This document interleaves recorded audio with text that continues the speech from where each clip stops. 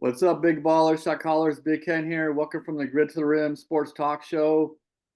Joined by my co-host Brandon. What's up, brother? How you doing, man? Good, Ken. How's it going, man? Thanks for having me Uh, on here. yeah, I'm doing good. Good to have you. Yeah. We're missing our other co-host Monty today. He's out with his kids. He's supposed to be on, but Monty, what we look forward to seeing you, next week and other weeks to come.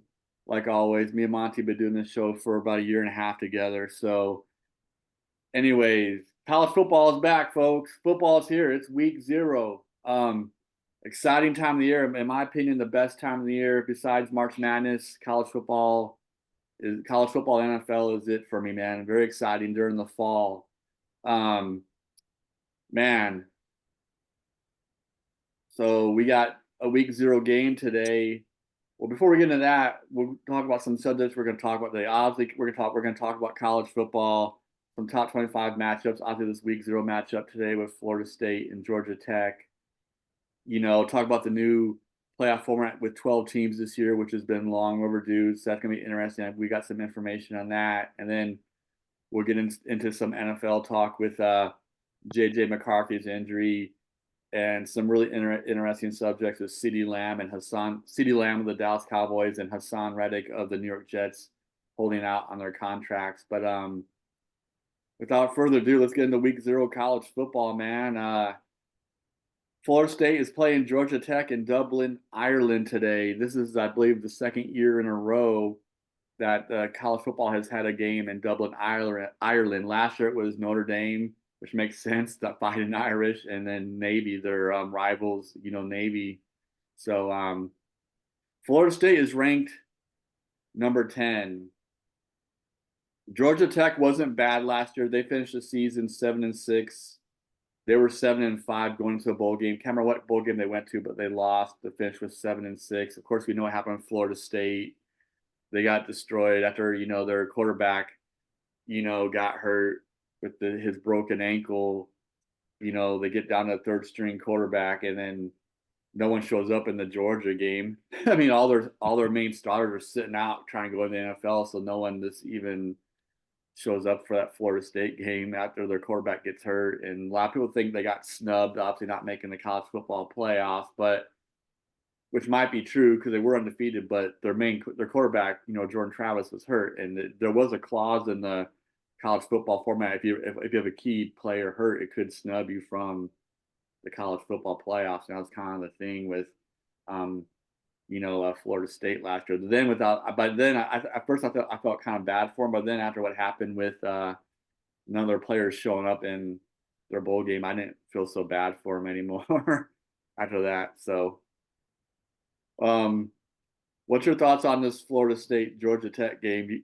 Georgia Tech has pulled off some upsets, I think, in the past. Do you think they can pull off an upset today in Ireland against Florida State, Brandon? Uh, I do not. I know Florida State lost a lot of players from last year. Uh, However, I think they're going to be coming in strong. They had a pretty solid recruiting class. Also, as we're live, they just scored a touchdown 4 minutes into the game, so it's 7-0 Florida State. Uh, Live updates. Yeah, I don't have it, unfortunately. I'm glad you got it on. Yeah. Yeah, it's on ESPN. So, but yeah, it's the stadium's beautiful, by the way.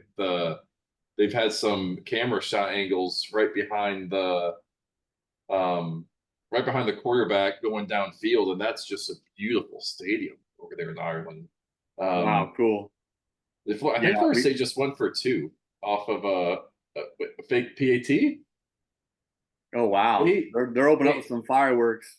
they showed the highlight of the touchdown, and then the camera pans to the next cut, and they're just running into the end zone. I think they ran some. All right, here it is. Swinging gate with looks like the kicker is lined up as the quarterback. The swinging gate. Center snaps it and just does like a shovel. It just like a shovel snap to the tight end lined up behind the O line on the left side of the hash. Oh wow. Did he get in? Yeah, he got it in for an easy run. That was pretty impressive. I would absolutely go and look back on the highlights of that Yeah. play. That's I have to look at that later on. Bring that up to the referee association. Have them take a look. Yeah. Be ready for that this season. They're probably going Some of to these show high school that kids are going to be training running next that. week. Yeah, these high That's school probably going to be kids are on going to training look. because they talk about swinging gates that train all the time for extra points. Kind of what it's teaching us as officials is it's teaching us to be ready for anything. You just don't assume it's just going to be a normal extra point, you know? So it always That keeps was us not. on our toes. Wow, that's crazy, man. Yeah, I would go back and look at that. I described it. Yeah, I've been awake that long day yesterday. I haven't described it all that well, but yeah, it was essentially a swinging gate where the center had just Yeah, I gotta did watch a that, yeah man. yeah. Go back and watch that. Pretty impressive. But yeah, so I think Florida State's going to take this, especially being the heavy favorite coming out that Yeah, they're quick. And favored I don't think heavily. You know, we still know how they'll come out with, you know, what happened to them last year, but I think, yeah, they're already off to a good start, and it, you know, we can talk about more as the show goes on, but you know, if it gets out of hand pretty quickly, then we know Florida State's got this game. If Georgia Tech can respond and answer a little bit and kind of keep it within 2 scores at halftime, they might have a slight chance, but you know, it's yeah, probably going to be a blowout. right. Yeah. Um, so I know this is week 0, but there are some notable week 1 games. You know, maybe we can have some early predictions on that. You know, we can talk about more next week with Mhm. week 1 if you come back. You know, for week Yeah, 1, me and Monty would definitely do it. I'm sure he'll be back for week 1. But there's 3 top 25 matchups in week 1 though. You have number 1 Georgia versus number 14 Clemson, mm. number 7 Notre Dame versus number 20 Texas A&M, and number 13 LSU versus number 23 USC. Um, I believe Clemson is playing at Georgia. Can't remember where, nor if it's at Notre Dame or Texas A&M for that game. And then I know USC is playing at number 13 LSU. Um, that's interesting. Clemson's been some kryptonite for the SEC in the past against Alabama. I don't know if they'll do anything against Georgia though. I think Georgia will win that game, but it might be close. You know, Yeah, I think Texas A&M could definitely beat Notre Dame. I think Notre Dame's always overrated, and yeah, I think Notre Dame can. I think Texas A&M can definitely beat Notre Dame, and then not too sure what to think about LSU and USC because LSU kind of had an off year last year. USC wasn't very good last year either, so I don't even know what to think about that game. But those are some interesting week 1 matchups. So you got anything? You got any thoughts on that, Brandon? yeah. So Georgia Clemson, that's going to be the Chick-fil-A kickoff game, or I'm sorry, it's now the Aflac kickoff game. It used Yeah, to be Chick-fil-A. They play at the Mercedes-Benz Dome where the Falcons play. Usually it's the SEC, it's an SEC ACC matchup just to kick the yeah, season off. So yeah, I'm going with Georgia on this one. Not a Clemson fan by any means, but I feel like a lot of their recruits came in last season and redshirted. So I expect them to be stronger than they were last year and be a team that's going to compete for the playoffs. yeah, Um, Notre Dame, I believe they're going to have a pretty solid defense this year. They've got they've got at least one star, at least somewhere in every part of the defensive back. yeah, Yeah, Howard Cross will probably be a first round pick. They got a linebacker too. That's I know it's in the All American preseason rankings. They got some good quarterback play too, but yeah, it's going to be tough. Is it in Notre Dame or is it in let me is look that that up. Dortmund? But Yeah, yeah, yeah, we'll I find think out. Hold on, it's real quick, folks. But you know, because that will make a difference for sure. yeah. Okay, so it's in Texas. It's in It's at Texas College A&M. Station. Yeah, Yeah, yeah, that makes it more interesting. you know, if Notre Dame wins that one to start the season, they're for real. Um, Yeah, that's yeah, a hard opener, man. it is. That's a tough place to play. Yeah, yeah. Texas A&M's they've always got a good squad ready to play. Yeah, Yeah, yeah. I'm excited, man. I'm definitely more of an NFL fan as far as watching, paying attention, keeping up with it. But as far as college, it's the atmosphere. It's so fun. It's Yeah, just that's what's so. I mean, great about college. Yes, yeah. I mean, a lot of people. I prefer all the college. tailgating and Yeah, just everything about college football is exciting. Yeah, leading up to the game, it's so exciting in college football. You yeah. know, Always a great experience, and just watching at home, just hang out on a Saturday at the buddies, and you're just watching football all day, just game yeah, after I game love after it. game. There's I so many love good it. ones. Yeah, college Yeah, football is exciting for that, but I like the NFL too, like you said. But I like college football just for the atmosphere, like you said. It's yeah. exciting and it just kind of gets you started for the weekend before the NFL plays on Sunday. So it's cool. Right. Um, Monty and I, for your information, I don't know if you know, but Monty and I are going to a game with my dad. November 2nd, University of Tennessee is playing Kentucky, and me and Monty are flying out because my mom and dad and my sister live in Tennessee, and Mm, so we're flying out there. My dad has tickets for me and Monty to go to the University of Tennessee Kentucky game on November 2nd. So we'll be in SEC territory. Never been to SEC game. My dad said it's an experience. That He said University of Tennessee puts on a pretty good show, man. He's like, man, they uh, love their football down there. He said he's like it's an experience that you've probably never seen before. So he said we should enjoy it. He's like they're really big in football down there. So obviously SEC has been the best conference in a while in college football. So I do think other conferences are catching up, but SEC has definitely been dominant the past 20 yeah, years. Um, yeah. so they love their football down there. So it'll be fun. That sounds awesome. Then after that, me and Monty are flying out to San Diego for a couple of days to hang out with some of my buddies in San Diego. Then we're both flying back to our home. So it's gonna be a fun trip the first week of November. Going to see my family first in Tennessee, then hang out in San Diego for a couple of days after that. Oh But man, be safe. That sounds so fun, man. yeah, it's gonna be so yeah, college football is cool, man.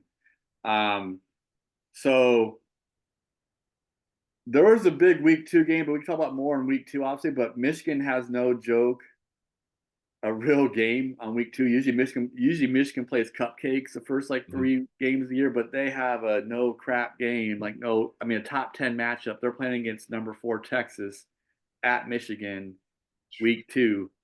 So that's surprising for my team. Michigan got the hat on because they usually don't play anyone good until Mhm. they get into their conference play. That's kind of been a snub on them. Yeah. They're talking about that all last year about how they haven't played anybody, and now they're going into college football playoffs. Obviously, they answered the call, winning the whole thing last year. But Hold, yeah, if they're snubbing Michigan for that, then why does nobody snub Ohio State for that? yeah, They're exactly. the biggest culprits. Yeah, exactly. And of course, I hate Ohio State, so I'm with you Right.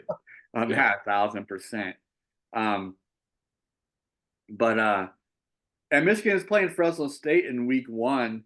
It's not a top 25 matchup, but Fresno State is they're a sleeper team. So I think Michigan's going to be heavily favored in that game because they're playing at Michigan. But I'm telling you, man, Fresno State is not like they're kind of like a feisty team. They've been to some bowl games the past 2 or 3 years. They're not a bad team. So it's not like Michigan's playing against these cupcakes. Like I'm saying, like they have some Yeah.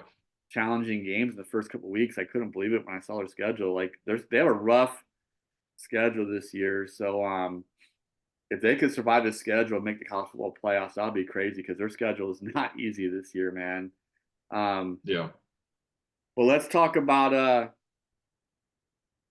college football playoffs of this new 12 team format. So here's the information on the 12 team format. Um, seeds 1 through 4 get a first round bye in the first week, and then seeds 5 through 12 play each other. So it's almost like March Madness. Five plays 12, 6 plays 11, 7 plays 10, 8 plays 9. So very similar to a March Madness format in the Mhm. first round, of March Madness. Um, After that, obviously the winners play whoever wins these games. I think the winner of the 8-9 seed will play the number 1 seed, and so on and so forth. The first round games are on December 21st at the higher seeds home field. So whoever is the better team on paper will have home field advantage. And then the semifinal games are being played in two bowl games, January 9th and January 10th. January 9th, the semifinal will be in the Orange Bowl, and then January 10th, the semifinal will be in the Cotton Bowl, and then the championship game is supposed to be January 20th this year, so a little bit later than normal, a couple weeks Yeah. later than normal. Since of course there's more games, obviously, so I like it. I think this was long overdue. Like I said in the opening, I'm glad they finally went to this. I was okay with only 8 teams, but now they made 12. So, what's your thoughts on this new college football playoff format, Brandon? Yeah, I like it. It's what we've all been asking for. Even after they put in a 4-team tournament, we wanted better, and they're giving it to us now. So I think the 12 teams, I think they formatted it well. So yeah, I also believe that so after the first round games with the home field advantage, when the games at the 1, 2, 3, 4 seeds play, that's going to be the Rose Bowl, the Fiesta Bowl, Yeah, and then the big yeah, I think bowl the games. Yeah, ones yeah everyone knows about, especially the Rose yeah Bowl. Yeah, that's a big one, yeah. man. I think Cotton Bowl, and I can't think of the other one right now, but yeah, I believe the Orange Bowl and the Sugar Bowl. I think they wanted to make the Rose Bowl one of the semifinal games, so the Rose Bowl refuses to move from New Year's Day. I Yeah, think was the issue. So, but I mean, it's obviously recognized as a Rose Bowl or it's historic bowl of the game, but still, yeah, I'm excited for it. I'm excited to see how it works out. I'm kind of going to be interested in seeing how they seed it out. Obviously, conference winners will be in there, and teams that probably second in the conference that have had major wins with one loss, I would expect. yeah. And um, I wouldn't expect a lot of 2 loss teams to be in there. So it's kind of going to be interesting to see if you have Might get a some couple of 2 loss teams, maybe. maybe, yeah, I can see if, especially with how the SEC and the Big Ten have aligned up this year, if you see any of them get 2 losses, but let's say Michigan only loses to Ohio State and they only lose to Texas, then like, are you going to leave them out for losing to 2 teams that are probably in the playoffs right now? Yeah, Yeah, very good it's going point. to. Yeah, it'll be interesting to see how they seed that out too. There's still going to be complaints at the end of the season of, oh, they should have made it, they got snubbed, but There's always it's gonna be that. Whoever's gonna rank always. 13th and 14th is gonna feel that. But no matter how many teams you make, the first team out is always gonna have that saying, "Well, we had a better schedule, we had a tougher schedule." They're gonna say all kinds of things. Yeah, But yeah, it is what it is, man. You're never gonna make this completely perfect. But yeah, uh, but it's a lot better with this 12-team format. There's no doubt because I feel like if you can't make the top 12, it's like, man, sorry, it sucks, but better luck, next year, man. yeah. And it's going to bring prestige back to these bowl games, also. I Yeah, feel like because that's what I feel like too. Because yeah, bowl games have kind of gone out because a lot of people are sitting out, and yeah, now people aren't going to sit out because now they're playing for, yeah, a potential championship, so they will play. I yeah, personally like don't like players sitting out. I know there's a lot of feelings on that, because they don't want to ruin the rest of their career playing in a bowl game. But I personally don't like players sitting out. I feel like if you're on the team and you're healthy, you should play, man. So yeah, yeah, that's how I feel. yeah. I agree. Like the Liberty Insurance Bowl. I don't even know if that's a thing, but feels like it is. It's just Yeah. all these bowl games we've never heard of. That it's just Yeah, there's too games that many, are and they don't odd. want to play in a meaningless bowl game. That part I do understand. Like, you don't want to play in a bowl game when you're 6-6 and 7-5. Like, yeah, I get it. There's so many bowl games right now; it's crazy. There is too many. They probably need to cut down on some of them, honestly. They So won't because they get money. yeah, they It's the won't. sponsorship money is so good for those that Yeah, it's honestly good television for when you're at a Christmas party and it's just on in the background. It's just yeah, kind of I that's agree. always how I look at them. No, I agree. It's always a good time with family, and Yeah, you said, like I yeah, said, friends during the Christmas holiday season. So yeah, you're right, man. Um, yeah, but you're also right to piggyback on what you said about yeah. So the Power Five conference winners are all automatically in the number one team. So those are the first 5 teams in there are the winners of the Power Five conferences, and the next 7 teams are all the next teams that are the next 7 best, like the top 12. yeah, So whoever's the next best 7 teams will be in.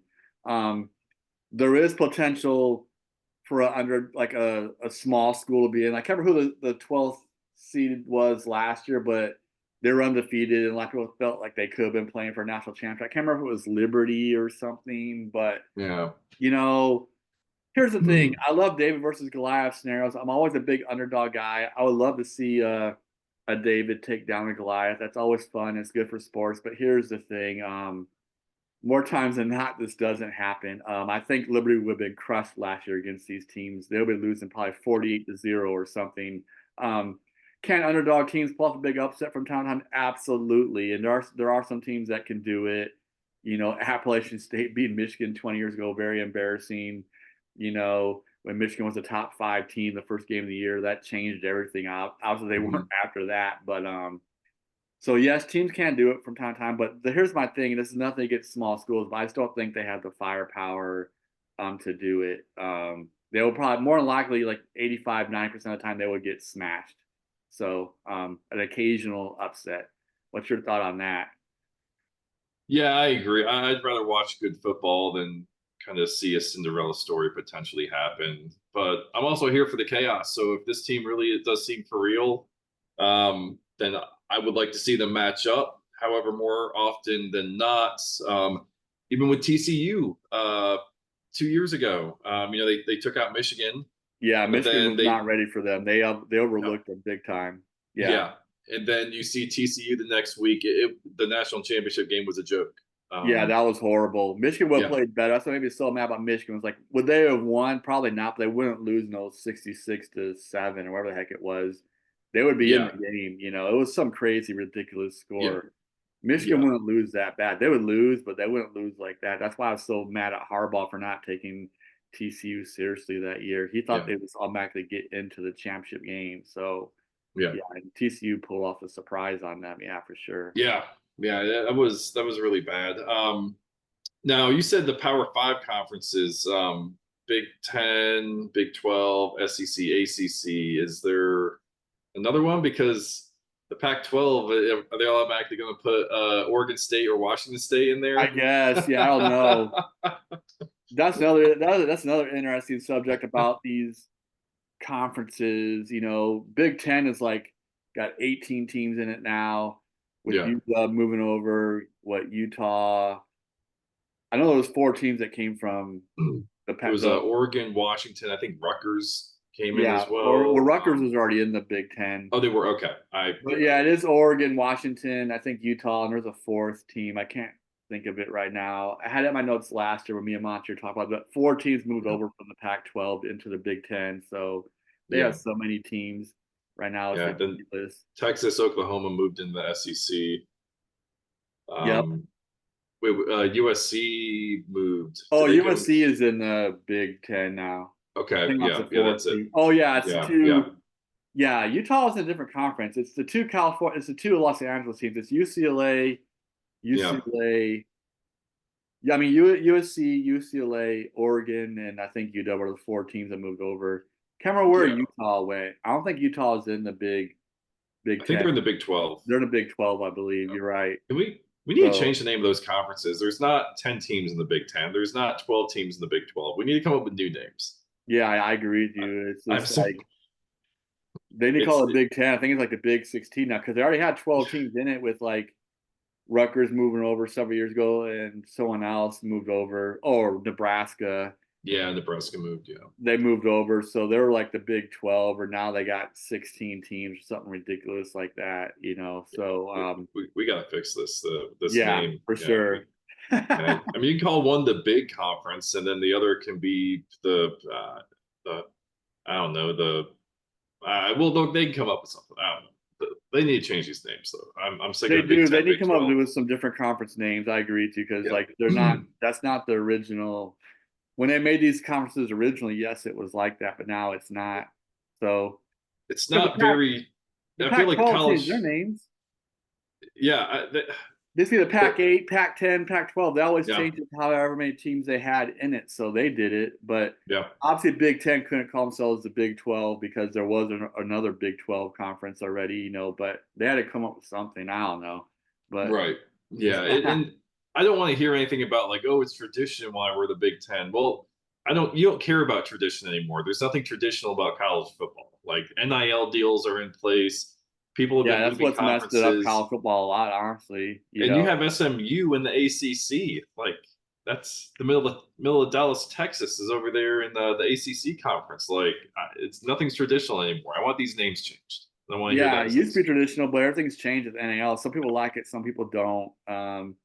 Some people think it's messed up college football and college sports in general because they liked college sports because of them not having money. Like there's still purity in college football and college basketball compared to going pro when you're worried about the money. Yeah. So people liked college sports because that didn't exist, but now it does. And there's Hmm. all these transfers all over the place. But You should listen to Mike Gundy's comments on NIL deals. I heard it on Rich Eisen this week. Um, he's basically stating that he's telling his players that his agents need to stop calling him and stop talking to him. He can't talk to them until December, which is still a month before the playoffs. So can you yeah, imagine?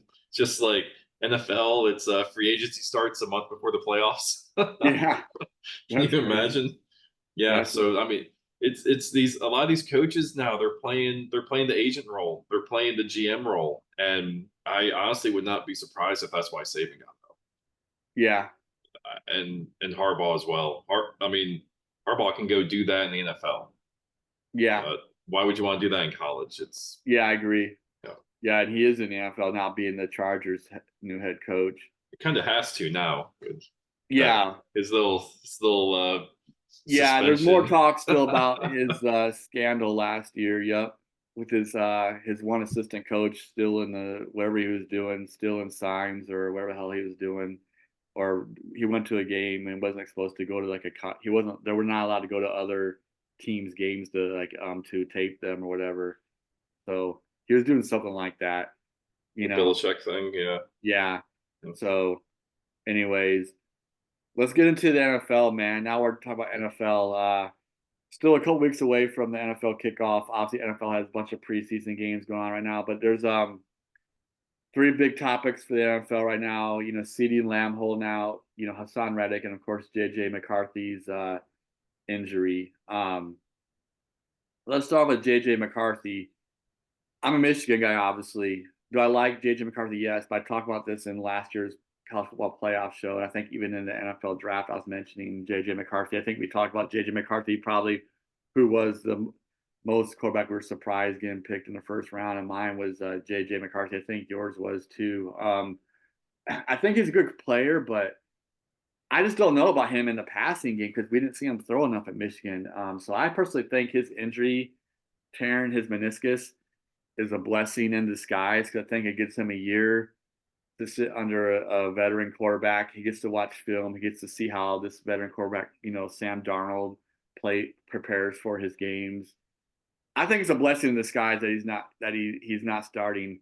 I mean, it sucks that he got hurt. You don't want to see anyone get hurt and tear the meniscus in a preseason game. And a lot of the reason why the rookie quarterbacks are playing in the preseason, they do this every year because they have to prove themselves. They have to play not the whole game, but they have to play at least two or three or four series to kind of see where they're at.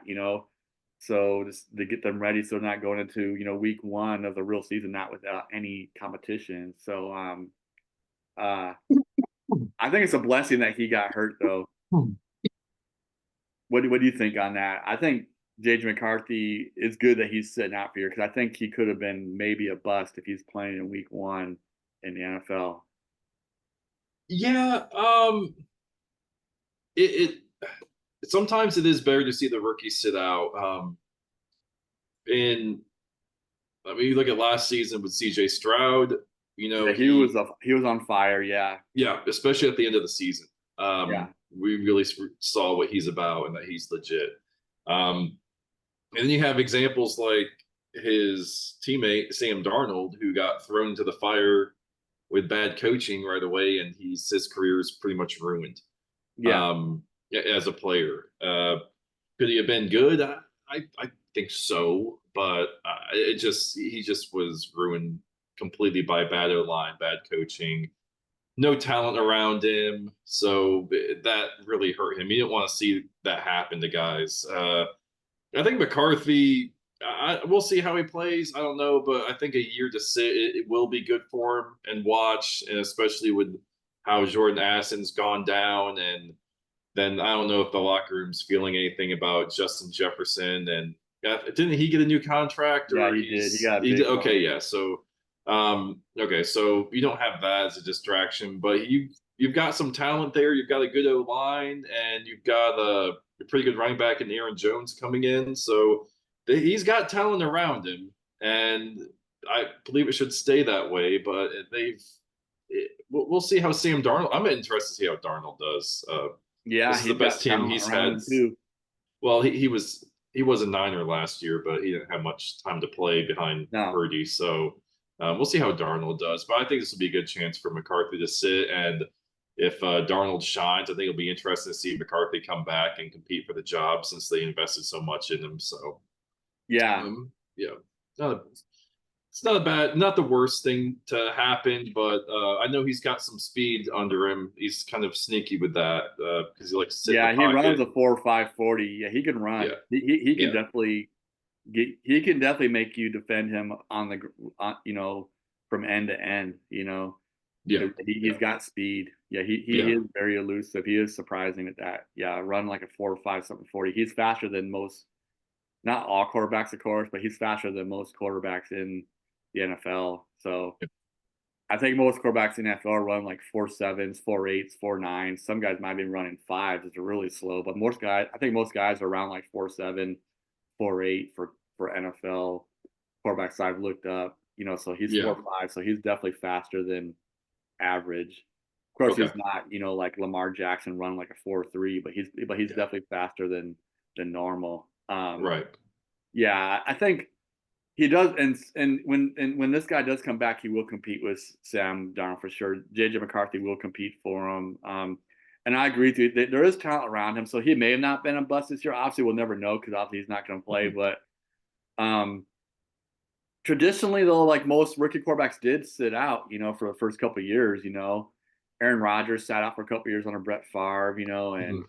there's a lot of guys like that. But just lately, when you're on bad teams, yes, you're starting right away. So that's what's been kind of happening lately. You know, CJ Stroud was a big surprise. I won't say a surprise, but yeah, he had a better year than what people expected in his first year, which I was really happy for him. And then I think the Alabama quarterback, at Carolina, what's his name? Bryce Young. Bryce Young, Yeah. I really like him. Don't like Alabama, but I do like him. And I think he'll have a better year too. But it was kind of talking to what you're saying about Sam Darnold. Like he had no talent around him in Carolina, and they had a bad year, only winning, 3 games last year.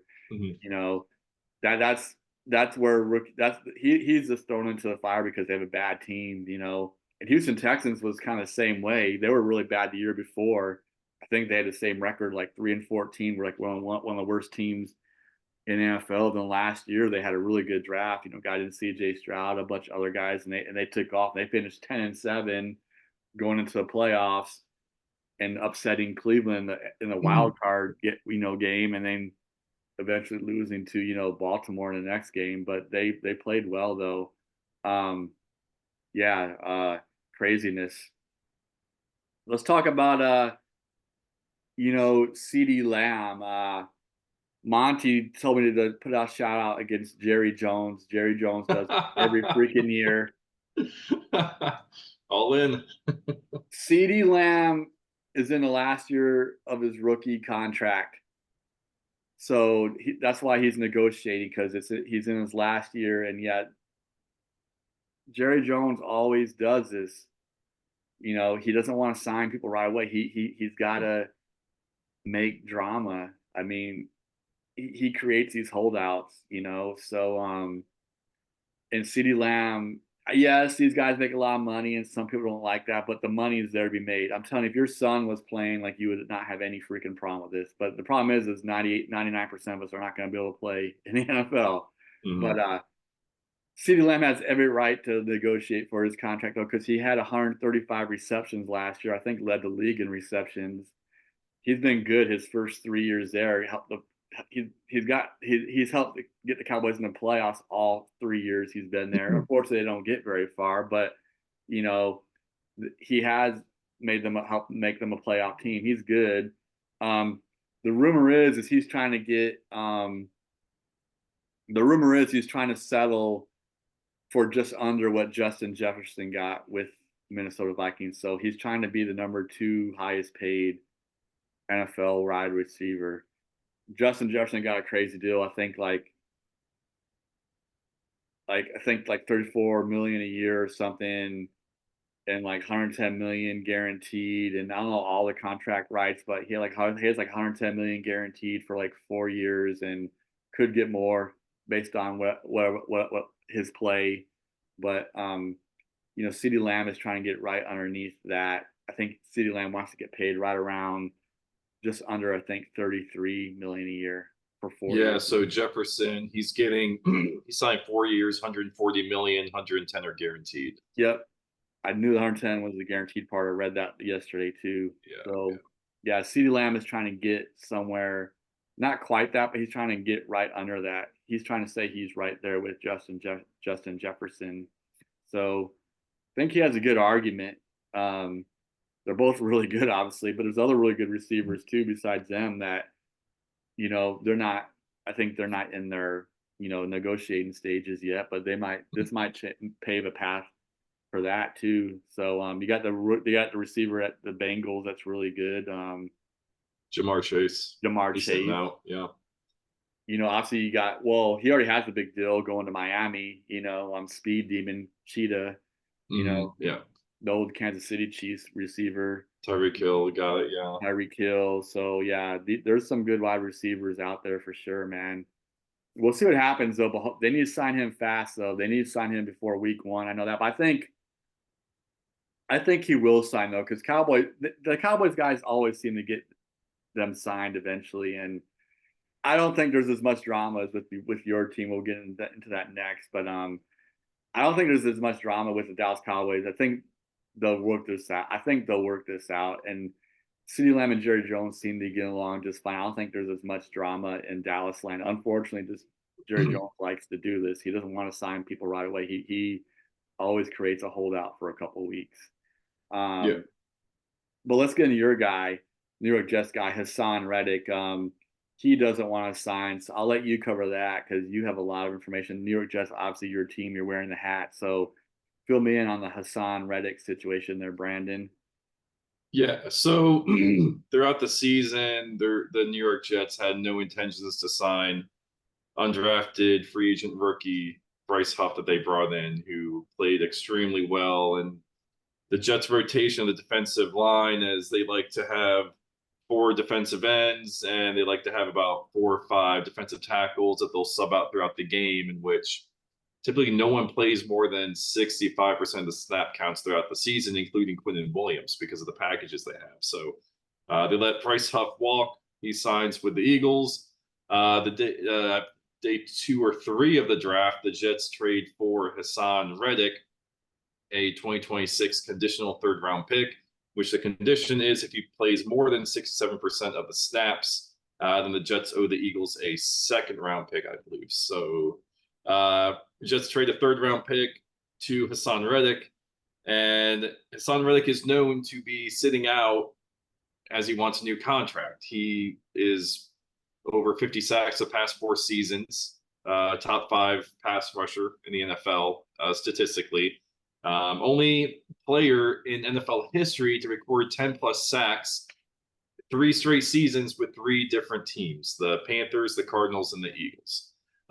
He's turning 30. He's in his prime. He wants a new deal, as he should be getting the money he's earned. The Jets trade for him with a verbal agreement that they're not going to work a new deal. He says that's fine. Afterwards, the Jets trade Jonathan Frank the Myers to the Broncos for a 6th-round pick next year. That 6th round, that actually opened up around $10 million in contract space. And Hassan Reddick says, "Hey, you didn't put pen. I didn't sign anything saying I'm going to play for this contract. I do want a new contract. You just opened up more money. I want a new contract. Like, this is a guy that was going to help me out in the line, and he's gone, and you're going to need me now. So I want this new contract. I want the money I'm owed. I want the money that I've earned. I want the money that I'm going to be playing up to for you to pay me this money." So the Jets, Joe Douglas, general manager, absolutely terrible that you trade for a guy who wants a new contract but no intentions of signing him to a new contract. He's also horrible with contracts. He signs bad players for big money, and he won't pay good players. So this is a good player that he's not going to pay. And he's going to, I feel like the Jets are just not going to pay him. But it's going to come to a point where Hassan Reddick has been penalized so much for not showing up to camp that he's going to have to come back and say, "Hey, yeah, all right, I'll resign. Can we work something out?" And the Jets are going to have what they want to pay, which is going to be low, and he's probably got to pay. He's probably going to play under that contract because if he sits out the rest of the season and doesn't play at all, the Jets are going to own his rights, and it's going to have to be worked out in some way because you can't lose a third-round pick trading for a guy who's just not going to play at all. You got to give him something, and he's a good player that I kind of feel like with the pass rushers we have, he is a bit of a luxury, but it kind of scares me that we draft Will McDonald in the first round last year and we still trade for a pass rusher that's going to be playing on that same side. So that scares me that he's really not that good because you still bring in the pass rusher when there's other needs at safety and linebacker and receiver that you just neglected to address in the offseason anyway. So I really feel honestly this is the last this was the last thing that Joe Douglas did that I'm like, this is ridiculous. This guy needs to go at the end of the year. I'm so sick of just bad. It's not like he has a whole lot of bad draft picks. He's good at making trades, but I'm just so sick of this guy asleep at the wheel during free agency. I'm so sick of him just hoarding cap space for really no reason. I know we got to be paying Sauce and Breece Hall and Garrett Wilson all coming up, and I'm sure that's going to be addressed, but we've signed so many people to one-year contracts that the space is opening up. I don't see why we can't work out a 2-year deal for an elite pass rusher right now. I really don't see why they're so stubborn on not making this deal happen, but I'm very 50-50 on who wins out in this situation, but I know the Jets are losing right now and Hassan Reddick's really losing himself also. So it's been a complete lose situation on both ends. Yep. And I know your coach Salih has made some comments. I was reading that yesterday. He said like he's not worried about it, and that some people say that's like a slap in the face. Like there's some kind of it could just be rumors, but there's some kind of tension between now the coach and Hassan Reddick because he's just acting like he doesn't really care about this situation. So in his defense, though, the coach has to get ready for the season, whether he's playing or not. But Salih's kind of a stubborn. I like him. I think he's a good coach, but he is kind of feisty himself, and I can kind of see that a little bit. So he might be a little bit abrasive. He's pretty bad with the media. He's always saying dumb things that just comes off weird. Why he says it, like the whole Aaron Rodgers situation. Yeah. I don't know why he addressed it that way. There's so many better ways to go about that. I honestly, I want Saleh gone. He changed the defense, but I feel like if you fire him and you keep Albright as your DC, I kind of feel like he can do the same thing Saleh did with keeping the philosophy, the formations, the schemes all the same. And the personnel is going to stay familiar if we can keep these guys together. I think Saleh needs to go. Hackett needs to go. Joe Douglas needs to go. They need a clean house this offseason, regardless of if they win a Super Bowl, which I don't see. I would love to see that happen. I don't. This is the year to do it. But Aaron Rodgers is coming back. Hopefully he's okay this year, not 4 plays into the season. What do you think about that? Aaron Rodgers coming back. Apparently they had a horrible practice this week, so we'll see how. It seems like there's just complete dysfunction this week, and with just players communicating and playing together, and they couldn't really gel this week in training camp. I heard or practice, so we'll see, man. No, if they miss out in the playoffs, like those 3 need to go. I hope Aaron Rodgers doesn't get hurt and he plays a full year, whether they make the playoffs or not. He isn't getting any younger. Obviously, we know what he can do, but he's definitely not getting any younger. He's at 40, and we'll see. We'll see how it goes with the Jets. There's another crazy rumor. I don't know if you hear this before we close, but there's rumor that this whole New York Jets drama that Miles Sanders is like secretly like Cowboys are trying to sign him. And I was mad at the Cowboys about not getting a running back during the draft. Like you're talking about the Mhm. Jets draft issues. I was so freaking pissed about the Cowboys not getting a running back. They're saying Yeah. Miles Sanders might be a Cowboy. Have you heard anything like that in Jets land? Because I just read this yesterday. Obviously, you can't believe everything you read, but Well, yeah, I was reading something about this. Like they could lose Miles Sanders, and he's better than any running back the Cowboys currently have on their roster. Wait a second. So Miles Sanders was playing for the Panthers last season.